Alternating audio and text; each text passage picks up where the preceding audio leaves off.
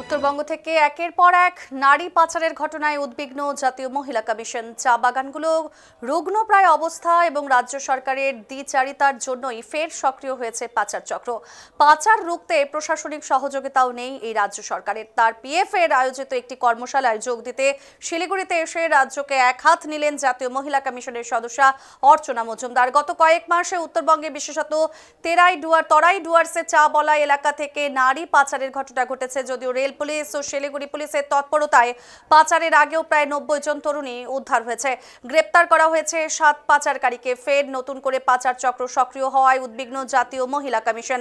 মহিলা কমিশনের সদস্যা অর্চনা মজুমদারের নেতৃত্বে একটি দল কয়েকদিন ধরে উত্তরের চা বলা এলাকা ঘুরে দেখেছেন, কথা বলেছেন চা শ্রমিক ও পরিবারের সাথে, শুনেছেন তাদের সমস্যার কথা। এদিন সকালে মহিলা কমিশনের সদস্য অর্চনা মজুমদার শিলিগুড়ির কাশ্মীর কলোনিতে একটি নারী পাচার রোধ সংক্রান্ত একটি কর্মশালায় যোগ দিয়েছেন। আর সেখানেই এই পাচারের সক্রিয়তা নিয়ে প্রশ্ন তুলেছেন। তার অভিযোগ, রাজনীতির কারণে চা বাগানগুলি ধুঁকছে। সেখানে রেশন ব্যবস্থা থেকে শুরু করে চিকিৎসা, আবাস কোনোটাই দিচ্ছে না রাজ্য। প্রভিডেন্ট ফান্ডের টাকা কেটে নেওয়া হলেও তা জমা হচ্ছে না। সে কারণে 20 থেকে 30 হাজার টাকার লোভে পড়ে চা বাগানের মেয়েরা পাচার হয়ে যাচ্ছে। বাগান মালিকেরাও রাজ্যের বিভাজন নীতির কারণে লোকসানের মুখে পড়েছেন। নারী পাচার রুখতে গেলে সকলের সহযোগিতা ছাড়া কিন্তু এগোনো সম্ভব নয়, জানিয়েছেন অর্চনা মজুমদার। দার্জিলিং, জলপাইগুড়ি এই জেলাগুলোতে যে মহিলাদের ট্রাফিকিংয়ের ব্যাপারটা, প্রচুর মহিলাদের ধরা পড়ছে, ইন্টারন্যাশনাল ট্রাফিকিং, ইন্টারস্টেট ট্রাফিকিং হচ্ছে।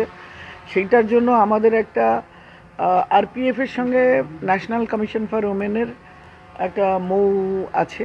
আমরা কিভাবে আরও পরিবেশ ভালো করে আরও বেশি সংখ্যক এই ট্রাফিকারদের ধরতে পারি, মেয়েদের সার্ভাইভারদের রেস্কিউ করতে পারি, তাদের রিহ্যাবিলিটেশন করতে পারি, এগুলোর উপরে আমাদের কোঅর্ডিনেশন মিটিং, অ্যাওয়ারনেস এইসব নিয়ে এখন আমাদের একটা প্রোগ্রাম আছে, সেটা হবে। এবং রেলের আরপিএফের যত সিনিয়র অফিসার্স আর with me, they are open handed.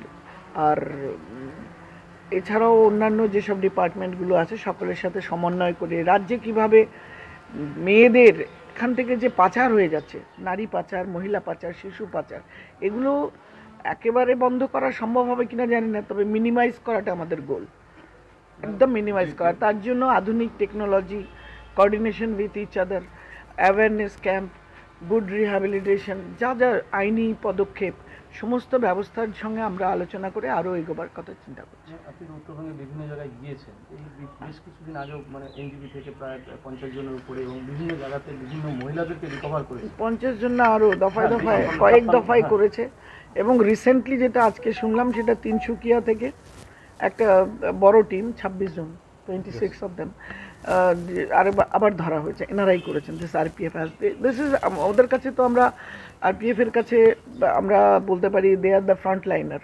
ওরা আমাদের লোকেট করে, ওদের বাল্ক টিকিট দেখে হোক, সন্দেহ করে হোক, ওরা ধরে তাদের, তখন তারা জিআরপি হ্যান্ড ওভার করে। এবং অ্যাকর্ডিংলি আমরা এনসিডব্লিউ কমিশনের মেয়েদের বাঁচানো, মেয়েদের পাশে দাঁড়াটা আমাদের কমিশনের উদ্দেশ্য। কিন্তু আমরা এনাদের হেল্প ছাড়া উই ক্যানট ডু মাচ।